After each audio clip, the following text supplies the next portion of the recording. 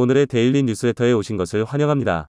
1. 인도와 중국의 국경 분쟁. 2. 첨단 무기가 도입되었습니다. 3. KF-21 전투기 40차 편대 비행 이륙. 한번 진실을 알아봅시다. 다가오는 대한민국과 중국의 대결은 인도와 중국의 국경 분쟁에서 시작되고 있습니다. 최근 인도는 중국과의 국경 분쟁이 격화되자 포병 전력을 전진 배치하기 시작했는데 그 중에서도 K9 자주포의 인도 버전인 바지아가 주력입니다. 인도군 입장에서는 자신들이 보유한 최강의 자주포로 중국을 겨냥한 셈인데 실제로 바지라 전진 배치를 포착한 중국은 주력 자주포인 PCL-181로 맞불 작전을 펼쳤습니다. 그러나 다행히도 이번 대결의 선봉은 대한민국이 아니라는 것입니다. 그래서 준비했습니다. 오늘은 인도와 중국이 전쟁을 치를 수밖에 없는 이유와 K9 vs PCL-181 위승패를 가늠해 보겠습니다. 현대 강군에 있어 자주국방은 필요불가결한 요소입니다. 이는 군사적인 관점에는 물론이고 사회-경제적인 측면에서도 일맥상통인데요. 방위산업은 무기체계 개발 과정에 획득할 수 있는 여러 최첨단 기술과 막대한 생산 인프라를 통해 상당한 경제적 효과를 불러옵니다. 이는 세계 7위의 거대한 영토와 함께 14억 명에 달하는 어마어마한 인구 보유한 인도 또한 마찬가지입니다. 일례로 2014년에 출범한 현 인도 총리 나렌드라 모디 정부는 메이크 인 인디아 정책을 펼치며 모든 인도 무기체계 부품의 60% 이상을 자국산 기술로 생산하겠다고 단언했는데요. 이뿐만 아니라 무기체계 수입에 드는 예산의 일부를 자국 제조업에 재투자할 만큼 국산 무기 개발에 대한 굉장히 강력한 정책을 펼쳤습니다. 앞서 말했듯 국산 무기체계 개발이야말로 국가의 근간이라 할 수 있는 제조업과 산업 전반에 영향력을 끼치는 만큼 인도의 이러한 결정은 대단히 상식적인 결정인데요. 이처럼 당연하게 여겨지는 삼식도 자주포 앞에서는 산산이 박살났습니다. 무기체계 자체 개발에 그토록 집착하던 인도가 생각지도 못했던 결정을 내린 건데요. 지난 1월 초 인도는 자주포 자체 개발을 포기하고 K9 100대, 금액으로 따지면 8,700억 원에 달하는 막대한 물량을 도입하기로 결정한 것입니다. 기존의 인도가 이미 K9 100대를 도입한 상태라는 걸 감안하면 최종적으로 무려 200대를 도입하기로 결정한 것입니다. 이 정도면 앞으로 인도 정부가 아무리 많은 투자를 하더라도 자국의 자주포 시장이 박살날 수도 있는 과감한 결정인데요. 사실 여기에는 피치 못할 이유가 있습니다. 그렇습니다. 바로 중국 때문입니다. 실제로 인도는 K9 기존 보유분을 라닥 지역에 배치했는데요. 이곳은 2020년 인도 중국 국경 분쟁이 발생한 지역으로 두 나라의 군사적 긴장감이 가장 높은 지역입니다. 인도는 중국과 국경을 맞대고 있는 다른 나라들과 마찬가지로 무려 60년이 넘는 오랜 기간 중국과의 국경 분쟁으로 몸살을 앓고 있습니다. 더군다나 인도와 중국의 국경 분쟁은 매년 심각한 수준으로 격화되고 있는데요. 바로 얼마 전인 2022년 12월에는 300터부터 400명에 달하는 중국인민해방군 소속 군인들이 실질 통제선인 LAC를 침범해 인도군과 물리적 충돌을 일으켰습니다. 여기서 끝이 아닙니다. 앞서 말씀드린 2020년 6월 분쟁매서는 히말라야 국경지대인 가란 계곡에서 무려 600여 명에 달하는 양측 군대가 냉병기를 들고 충돌하는 초유의 사태가 벌어졌는데요. 이로 인해 인도 측에서만 전사자 20명이 발생했고 중국에서는 20터부터 30명 넘는 병력이 전사했습니다. 그나마 두 국가에서 화기 사용을 제한했기 때문에 이 정도 손실로 끝난 건데요. 당시 사태에 대해 인도와 중국은 상대방이 먼저 국경선을 넘고 도발을 감행했다고 발표했습니다. 그러나 영국 BBC가 공개한 중국군이 사용한 쇠몽둥이 사진을 보면 총만 쏘지 않았을 뿐 이미 중국은 사전에 작정하고 준비했다는 것을 알 수 있습니다. 이쯤이면 21세기에 이루어지는 거의 모든 국가적 분쟁의 원인은 중국이나 다름없다고 할 수 있는데요. 이처럼 인도와 중국이 오랜 시간 국경 분쟁에 휘말린 이유는 서로의 상반된 주장으로 인해 국경이 명확히 정해지지 않았기 때문입니다. 이는 공식 국경이 아닌 임시로 정해진 실질 동제선 LAC가 존재하는 이유이기도 한데요.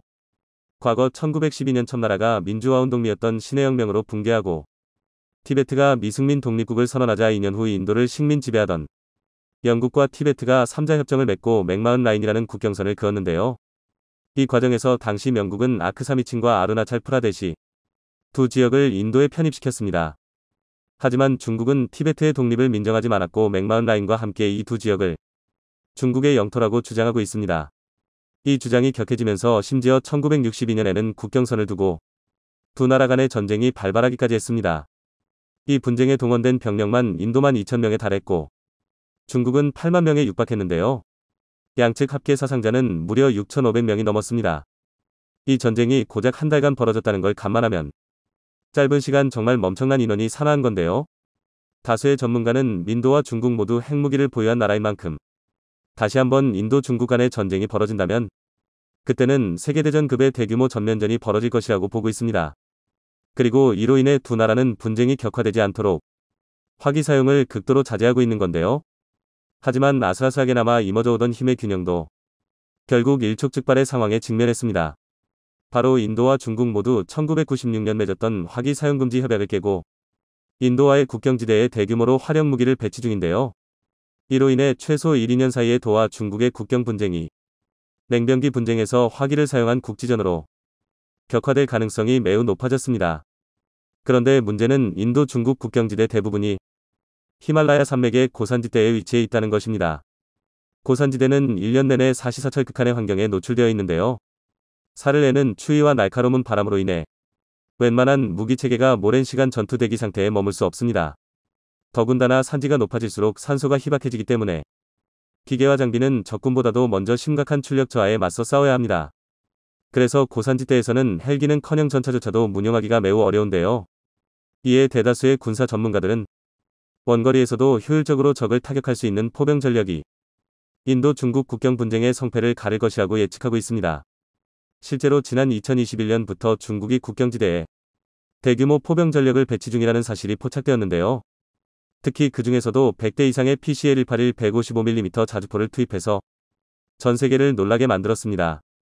그도 그럴 게 PCL-181은 2019년에 공개된 중국의 최신형 주력 자주포인데요. 시진핑이 추진 중인 군사 현대화 개혁에 발맞춘 자주포인 만큼 중국의 모든 화포 기술력이 총동원되었다 해도 무리가 아닙니다. 중국이 이런 PCL-181을 투입했다는 것만 봐도 인도와의 국경 분쟁을 얼마나 중요하게 생각하는지 알 수 있는데요. 그러나 이에 맞서는 인도의 대응도 결코 만만치는 않습니다. 인도 또한 전 세계에서 최고라고 평가받는 K9의 인도화 생산 버전 K9 바지라를 배치하기 시작한 건데요. 결국 졸지에 대한민국과 중국의 자주포 대장전이 펼쳐지게 된 것입니다. 대한민국 또한 중국과의 국경 분쟁을 염두에 두어야 한다는 걸 감안하면 절대 놓칠 수 없는 실전 경험인데요. 하지만 대부분의 전문가는 전혀 다른 예측을 하고 있습니다. K9 바지라의 일방적인 우세를 예측한 것입니다. 우선 가장 표면적인 이유는 수적차인데요. 서두에 말했듯이 인도가 추가로 K9 100대의 도입을 선언하면서 아슬아슬하게 균형을 이루고 있던 전력 차이가 순식간에 뒤집어진 것입니다. 우선 날릴 수 있는 포탄의 숫자부터가 2배 이상 나는 건데요. 그리고 무엇보다 K9의 질적 무세가 압도적인 수준입니다. 우선 인도의 주력 자주포인 K9 바지라가 10대 한국 생산, 90대 인도 현지 생산으로 도입되었다는 사실을 짚고 넘어갈 필요가 있습니다. K9 바지라는 FCS와 보관, 통신 시스템, 환경 제어 및 NBC 보호 시스템 등이 인도 현지에서 생산되면서 국내 K9과는 스펙이 약간 달라졌는데요. 우선 바지라의 외형적인 특징은 전장 12m, 전폭 3.5m, 전고 3.2m로 큰 차이가 없지만 중량은 50톤으로 국내 K9보다 약 3톤가량 무거워졌습니다. 이는 국토 대부분이 열대 기후에 속하는 인도의 특성 따라 APU 등의 장치가 추가되었기 때문으로 보입니다. 또한 인도의 요청에 따라 직사용 포수 광학 조준경이 탑재되었는데요. 최근 자주포 트렌드가 최후의 보루로서 적전차 발견 시 직사 타격 성능을 요구하는 방향으로 발전하고 있다 보니 인도 또한 이를 의식한 것으로 보입니다. 더군다나 K9 바지라가 중국과의 국경 분쟁 지역에 전면 배치 중이라는 걸 감안하면 당면한 조치이기도 한데요. 반면 중국의 PCL-181은 2019년에 배치를 시작한 중국의 최신형 자주포다 보니 많은 정보가 공개되어 있지는 않습니다. 그래도 공개된 정보를 종합해보면 전장 6.5m, 전폭 2.6m, 전고 3.6m의 155mm 52 구경장 주포를 탑재한 6×6차륜형 자주포라는 걸 알 수 있는데요. 이 덕에 속도가 굉장히 빨라서 중국 측의 주장대로라면 도로에서 시속 100km의 주행이 가능합니다. K9의 최대 속도가 시속 67km라는 걸 생각하면 상당히 빠른 건데요. 그러나 이를 제외하면 거의 모든 면에서 K9 EPCL-181을 압도하고 있습니다. 일례로 차륜형이라는 한계 때문에 적재 공간이 부족한 PCL-181은 한 번에 총 27발의 포탄을 탑재할 수 있는데요. 반면 K9은 1.7배나 많은 48발의 포탄을 탑재할 수 있습니다. 즉 전투 지속 능력 면에서 애초에 비교가 불가능한 건데요. 게다가 공격 속도 면에서도 압도적인 차이가 나고 있습니다. K9의 경우 급속 사격 시 15초당 3발, 바지라는 30초매 3발을 발사할 수 있고 최대 발사 속도는 분당 6터부터 8발에 달하는데요. 하지만 이에 대응한다는 중국의 PCL-181은 분당 4터부터 6발밖에 되지 않습니다. 객관적으로 말해서 중국의 주장대로라면 PCL-181도 분명히 나쁜 성능은 아니지만 상대가 K9 계열 자주포라는 사실이 패착인데요. 차이는 여기서 끝이 아닙니다. K9의 문용 인원은 5명이라고 일려져 있는데요. 하지만 이는 포반장, 부사수까지 포함한 최대 운용 인원으로 극단적으로 민원을 감축하면 최소 3명으로도 문용이 가능합니다. 별다른 추가 장비 없이 K9 한 대로도 사격 재원 산출과 타격을 가능하게 만든 훌륭한 전자장비 덕분인데요. 반면 PCL-181은 기본 최소 6명의 인원이 필요합니다. 최대치로 따지면 거의 절반의 민원이 절반에도 못 미치는 시간으로 2배 이상의 화력을 퍼부을 수 있는 것입니다. 또한 자주포에서 가장 중요하다고 할 수 있는 사거리와 명중력 면에서도 PCL-181은 K9에 비해 상당히 불리한 모양새인데요. 먼저 K9은 47톤, 바지라는 50톤에 달하는 육중한 무게와 전 세계에서 두 번째로 155mm 52구경장에 성공한 만큼 뛰어난 성능의 현수장치를 탑재한 덕분에 상당히 높은 반동 억제력을 가지고 있습니다. 또한 K9의 주퇴복자기는 2개의 유압식 후퇴브레이크와 내부 완충기, 공압식 원복장치 등으로 사격에서 포신의 좌우 움직임을 최소화하는데요. 반면 PCL-181은 25톤에 불과한 가벼운 무게와 차륜형 자주포의 한계로 인해 반동을 제대로 컨트롤할 수 없습니다. 이것만 봐도 차체까지 너를 뛰는 PCL-181에 높은 명중률을 기대하기란 불가능하다는 걸 알 수 있습니다. 게다가 PCL-181 같은 차륜형 자주포는 대부분 구조적인 한계상 견인포와 마찬가지로 땅에 지지대를 박는 작업이 필요한데요. 이 때문에 PCL-181은 아무리 빨라도 최소 1터부터 2분의 준비 시간이 필요합니다. K9이 고작 30초면 초탄을 발사할 수 있다는 걸 생각하면 상당히 큰 차인데요. 심지어 공격 범위에서도 K9은 꾸준한 포탄 개량으로 K315 히일의 포탄 사용 시 최대 55km까지 타격이 가능한 반면 PCL-181 위 최대 사거리는 고작 40km에 불과합니다. 이 정도면 왜 전문가들이 PCL-181보다 K9 이 한 단계 위라고 주장하는지 알 수 있으실 텐데요.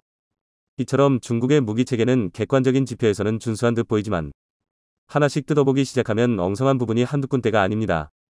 그리고 무엇보다 방어력 면에서 PCL-181은 최악이라는 말로도 부족합니다. 단적인 예로 K9은 35mm 균절 압력강판을 탑재해서 전, 측, 후면 모두 14.5mm 기관총탄을 완전히 방어할 수 있습니다. 뿐만 아니라 10m 이상에서는 155mm 고쪽탄의 포갑이나 파편까지도 방어가 가능한데요. 그러나 PCL-181은 승무병에 대한 기본 방어력이 전무합니다. 그나마 12.7mm 중기관총까지 방어할 수 있는 상부 장갑을 탑재할 수 있다고는 하지만 고작 이걸로 포갑과 파편을 막기에는 턱도 없는데요. 즉 정리하자면 다른 지표가 모두 동일하다 하더라도 포병전에 있어서 PCL-181 위 성능은 최악입니다. 사실상 빠른 속도를 앞세운 보병의 화력 지원을 제외하고는 자주포라고 부르기도 아까운데요. PCL-181 위 경우 포탄이 곁에 떨어지기만 해도 사람은 물론 차량에 실린 포탄까지 유폭의 위험을 각오해야 합니다. 게다가 PCL-181이 그렇게 자랑하는 기동성조차 상당히 의심스러운 부분이 많습니다. 이는 인도가 K9의 도입을 결정한 이유와 일맥상통인데요. 인도는 K9은 엔진의 자동 제어 시스템이 주어진 조건에 따라 자동으로 최적의 성능을 발휘하는 이점이 있다. 라는 점을 결정적인 이유 중 하나라고 언급한 바 있습니다. 그리고 실제로도 K9 바지라의 경우 험준한 히말라야 산맥을 기동해야 하는 만큼 엔진의 업그레이드가 이루어진 것은 물론 영하 40도를 넘나드는 악조건 속에서도 운용이 가능하도록 철저한 현지화를 거쳤습니다.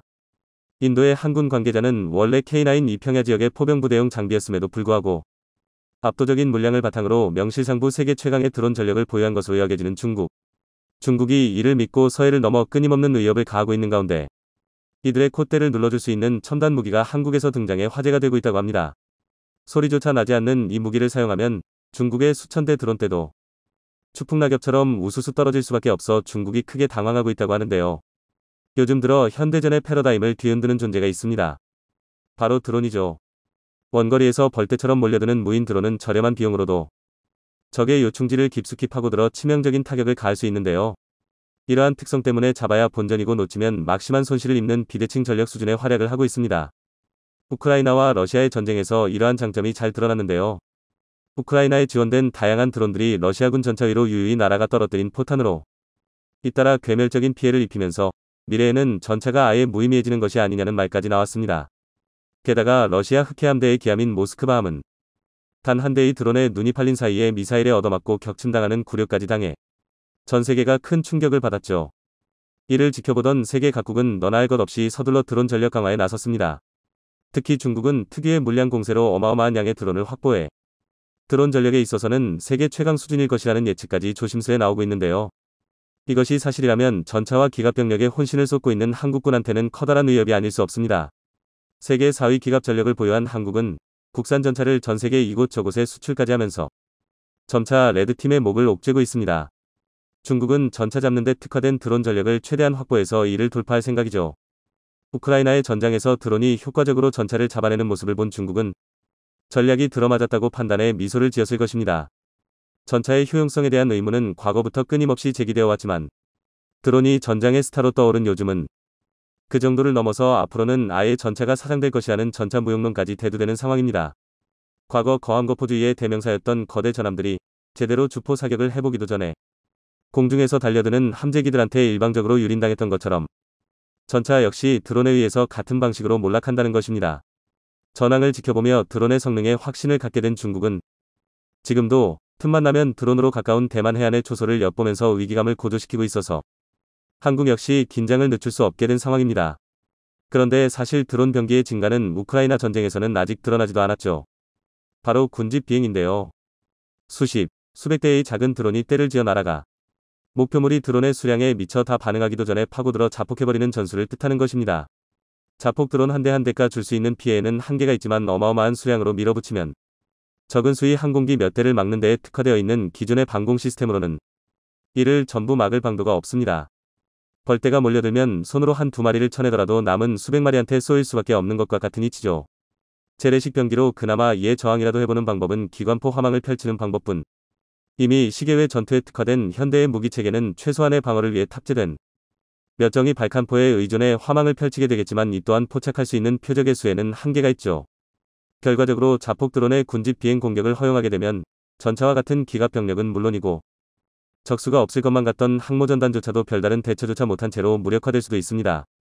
양쪽의 운용 비용을 생각해보면 정말이지 말도 안 되는 교환비가 나오는데요. 하지만 아무리 날고 기는 드론이라도 무적은 아닌 법. 드론이 아무리 많이 몰려와도 한 번에 바보로 만들어버릴 수 있는 천적이 있습니다. 앞서 보신 영상은 중국의 민간 드론 회사가 공연을 하던 도중 경쟁업체의 방해로 드론 수백 대의 제어에 실패하고 통제를 잃은 드론들이 무력하게 떨어지는 장면을 담은 것입니다. 여기서 경쟁업체가 방해 공작에 동원한 것이 바로 드론의 천적인데요. 언뜻 일반적인 소총과 비슷한 외관을 떤 이 무기는 한국의 삼정솔루션이 개발한 것으로 안티드론건이라고 불립니다. 드론이 워낙 접근하기가 쉬운 기술이다 보니 고가치군 자산이 하루아침에 증발할 위협에 시달리는 세계 각국은 어떻게든 효과적인 드론 방공을 실현하기 위해서 열을 올리고 있습니다. 공중 폭발탄 같은 재래식 무기부터 레이저 병기같이 SF에나 나올 것 같은 기술까지 다양한 방법이 시도되고 있는데요. 그중 상용화되어 실전에서도 쓰이고 있는 유일한 기술이 안티드론건입니다. 그 중에서도 특히 한국의 삼정솔루션이 만든 안티드론건은 성능과 휴대성 측면에서 독보적인 입지를 자랑하는데요. 재민 관련 특허 19건, 최고 수준의 기술평가 등급을 바탕으로 국내의 수많은 기관시설은 물론 정부 청사에까지 납품되며 상당한 실적을 올렸습니다. 특히 이번 전시회에서 등장한 휴대용 안티드론건 쉴드론앱 타입은 극대화된 휴대성으로 단독 임무 수행도 가능하며 시스템과 연동할 시 통합 운용도 가능한 범용성을 보여주었죠. 안티드론건은 방해 전파를 방사해서 사정권에 들어온 드론이 원격 신호를 수신하는 것 지체를 봉쇄합니다. 원점으로부터의 명령 신호가 사라지면 드론은 보통 즉시 작동을 멈추고 추락하거나 제자리에 멈춰서 신호를 대기하게 되죠. 그때부턴 드론도 그냥 가만히 있는 표적에 불과합니다. 전파를 통해 드론을 막는다는 것은 의외의 장점을 가지고 있는데요. 바로 물리적인 타격을 주지 않기 때문에 잔해나 폭발로 인한 부수적인 피해가 없다는 점입니다. 드론이 공격하는 목표가 꼭 전차 같은 군자산뿐이라고는 한정할 수 없죠. 드론을 물리적으로 격추하려다 보면 사선상의 아군 병력이나 아군 시설물 등이 들어가 버려서 드론을 관통한 탄환에 피해를 입을 수도 있고 폭발물을 탑재한 드론의 경우 유폭의 우려도 있습니다. 이런 상황이 되면 시가지처럼 복잡한 구조물이 많은 환경이나 공항이나 원자력 발전소처럼 조금의 시설물 피해만으로도 큰 손실이 되는 환경에서는 드론 방공이 불가능해지는데요. 안티드론권은 드론에는 생체기 하나 내지 않으면서 작동만 정지시킬 수 있기 때문에 이러한 까다로운 환경에서도 효과적으로 드론 공격을 막아낼 수 있습니다. 게다가 안티드론권은 드론 하나하나를 일일이 노릴 필요 없이 일정 범위 전체를 동시에 포착할 수 있는데요. 총구로부터 방사각 40도, 교란거리 500m 내의 전구역의 방해 전파를 방사합니다. 간단히 계산해봐도 최대 교란거리에서는 무려 가로 세로 56m에 달하는 구역을 드론 청정지대로 만들 수 있습니다. 여러 대의 드론이 때를 지어서 몰려드는 군집 비행을 견제하는 데에 최적화되어 있다고 말할 수 있죠. 지난 2018년 평창 동계올림픽에서 밤하늘에 오륜기를 드론으로 그리는 퍼포먼스를 기억하시는 분이 많을 겁니다. 여기에 투입된 드론이 1218대에 최대 비행폭은 400m에 달했다고 하는데요. 이론상 단 8정의 안티드론권만 있다면 이만한 규모의 드론 무리조차 몇 초 만에 전부 고철 더미로 만들 수 있는 셈입니다. 이러한 강력한 성능을 갖췄음에도 병사 개개인이 휴대하는 것이 가능한 크기라서 현재로서는 가장 효율적인 드론 방공수단으로 꼽히고 있죠. 우크라이나의 전장에서도 이 안티드론권은 러시아 드론의 공격을 방어하기 위해 불티나게 팔리고 있다고 합니다. 하지만 아무래도 탄생한 지 얼마 되지 않은 무기다 보니 아직 개선의 여지가 많이 남아 있습니다. 방해 전파를 계속 조사하고 있어야만 드론의 움직임을 멈출 수 있기 때문에 충분한 조사 시간을 확보하기 위해 배터리의 성능이 뒷받침되어야 합니다. 그래서 현재로서는 배낭형 배터리에 따로 연결해서 운용할 필요가 있죠. 또한 물리적 타격을 주지 않는다는 장점의 반대급부로 드론을 정지시키는 한정적인 효용만 제공하기 때문에 드론을 파괴하려면 추가적인 공격을 가해줘야 합니다. 이러한 단점을 해결하기 위해 제시된 방법이 총기 액세서리형으로 개량하는 것인데요. 고성능 경량 배터리와 일체화하고 개인 화기의 레일 마운트에 호환시켜 드론을 정지시킨 후에 즉시 실탄을 쏘아 무력화시킬 수 있도록 한 것이죠. 그리고 또 한 가지 방법이 있는데 안티드론권을 확대해서 기동 병기에 탐지하는 것입니다. 최근 LIG 넥스1은 차세대 드론 방어체계의 개발에 착수했는데요. 상용 드론에 대한 탐지와 식별, 제밍이 가능한 제머를 차량에 탑재하는 방식이죠. 이 제머의 작동 메커니즘은 기본적으로 안티드론권과 동일한 것인데 사람이 지고 다닐 필요가 없으므로 배터리 용량 및 출력에 대한 제약이 사라집니다. 또한 후일 이 시스템이 전차와 같은 기갑 차량에 탑재되게 되면 자연히 화력 체계도 갖춰져 있을 것이기 때문에 정지시킨 드론을 파괴하는 일도 간단히 수행할 수 있습니다. 드론 병기의 등장으로 전차 무용론까지 대두된 가운데 향후 등장할 전차들도 이에 저항하기 위해 드론 방어 체계를 기본적으로 탑재하게 될 가능성이 높은데요. 한국의 LIG가 발빠르게 드론 방어 체계에 뛰어든 바 한국의 기갑 병력은 중국의 드론 위협에 대응할 능력을 갖추는 동시에 점점 커지는 안티드론 시장을 선점해 큰 이득을 볼 수도 있을 것으로 여겨집니다. 드론이 전장에서 활약하며 전 세계적인 충격을 주었던 만큼 안티드론권과 드론 방어체계 역시 매우 빠르게 발전하면서 단기적인 상황만 보고 설불리 드론 전력 강화에 역량을 쏟았던 중국은 당황하고 있다고 하는데요. 그도 그럴 것이 기껏 벌떼 같은 드론을 만들어 띄워도 안티드론권의 사정거리 안에만 들어가게 되면 우수수 떨어져 무용지물이 될 뿐만 아니라 내부의 정보까지 수집당할 수도 있어 안 하느니만 못한 일이 되기 때문입니다. 특히 한국이 이 분야에서 빠르게 치고 나가자 중국은 한국의 전차대를 도대체 어떻게 처리해야 할지 다시금 깊은 고민에 빠졌습니다. 한국이 기술력으로 또다시 오만한 중국의 콧대를 눌러준 가운데 이미 한국의 드론 방공 기술을 수입하길 원하는 국가들이 줄을 서 대기 중인 상황. 한국이 앞으로도 이렇게 군사 기술과 수출 시장 양측에서 과거 6월 25일 전쟁 당시 북한군은 중국과 소련의 지원을 받아 창설한 전차부대를 앞세워 쳐들어왔으며 우리는 내려오는 전차를 막기 위해 포탄을 둘러매고 맨몸으로 달려들었습니다. 약 72년 전 우리나라는 그렇게 침략당했습니다. 그러한 나라가 이제는 세계 3위 수준의 첨단 전차 보유국이 됐고 심지어 전차전의 격전지이자 본고장인 유럽으로 최신 K2 전차 1000대를 수출하게 되었으며 이 성장력을 바탕으로 2027년까지 세계 4대 방산 국가 등극을 목표로 나아가고 있습니다. 이 정도면 누가 봐도 대한민국은 이제 방산 강국이라고 평가할 수밖에는 없습니다. 사실 이렇게 엄청난 규모의 수출을 이뤘다는 점은 기적과도 같은 일입니다. 나토 국가들이 이룰 수 없는 규모의 경제와 그에 따른 생산 역량을 우리는 갖추고 있습니다. 그 나라가 이제는 최신형 스텔스 전투기 KF-21 개발을 진행 중입니다. 우리 KF-21 보람에는 시험 비행을 연이어 성공하고 있으며 앞으로 4년 뒤면 실전 배치될 것이라는 기대감이 높아지고 있습니다. 또한 세계 자주포 수출 순위 1위를 지키고 있는 우리 K9 자주포처럼 KF-21 이 하늘에서의 수출길을 열어줄 거라 희망하고 있습니다. 이를 위해 KF-21 전투기 개발진들은 올해에도 매우 바쁠 것 같습니다. 작년 한 해 KF-21 위 초도 비행을 시작으로 2호기의 첫 비행 성공도 이뤄내면서 보람찬 한 해를 마무리했으며 올 초에는 3호기의 비행과 첫 초음속 돌파 비행에 성공하면서 전투기 개발 23년 만에 쾌거를 이뤄냈는데요. 특히 3호기의 비행 성공으로 KF-21은 3대의 전투기로 속도와 고도, 기동 능력 영역 등을 확장하는 성능 비행 시험에 나설 수 있게 되었습니다. 그리고 올해 개발 일정이 예정대로 진행된다면 나머지 CJ4터부터 6호기는 지상시험과 비행시험 준비를 마친 후 올 상반기에 차례대로 비행시험에 투입될 계획인데요. 이와 더불어 KF-21 CJ기들의 편대 비행도 준비 중이며 복자형 4호기의 첫 비행이 시작될 때쯤 편대 비행도 시작하게 될 것이라고 방사청 관계자는 밝혔습니다. 이러한 시험 비행을 토대로 올 하반기에는 KF-21 보라매의 잠정전투용 적합평가가 진행될 계획입니다. 이제까지 일정이 순차적으로 진행되는 것을 볼 때 예정대로 CJ5호기의 첫 비행도 무난할 것으로 보이는데요. 하지만 인도네시아의 인도될 5호기에 대해 이러쿵저러쿵 말들이 많습니다. 분담금 미납 이유가 5호기 인도의 발목을 잡을 거라는 이야기도 있습니다. 인도네시아는 KF-21 개발 사업비 중 약 1조 6천억 원을 2026년까지 납부하기로 양국 간 협약을 맺었죠. 그 후 수정 협약도 진행했지만 미납은 여전했으며 결국 작년에서야 4년 가까이 미뤄오던 분담금 명목 94억만을 지급하고 계속 연체 중입니다. 협약대로라면 인도네시아는 지금까지 분담금으로 1조 원 이상을 냈어야 했지만 아직까지 약 7,700여억 원을 연체하고 있습니다. 그러나 최근 인도네시아 국방부에 따르 한경호 방위사업청 본부장이 인도네시아 국방부 청사에서 헤린드라 차관과 만나 전투기 공동개발 사업에 대해 논의한 것으로 알려졌습니다. 이 자리에서 인도네시아 국방부 핵심 관계자로 평가되는 헤린드라 차관은 지난해 분담금 일부 지불이 약속의 증거라며 적극적으로 공동개발 의지를 호소했다고 합니다. 이를 두고 일각에서는 이제 곧 5호기의 시험 비행이 시작될 테니 이때까지 두루뭉술하게 버티다가 KF-21 5호기를 보고 판단하려는 움직임이 아니냐는 이야기가 나오고 있습니다. 이런 인도네시아의 행동은 KF-21 전투기 개발 프로그램이 자국 내 첨단 항공 기술을 습득할 수 있는 절호의 기회로 판단하고 있는 것 같으며 이번 기회를 놓치게 된다면 다시는 항공산업 발전을 이룰 수 없을 것으로 생각하는 것 같습니다.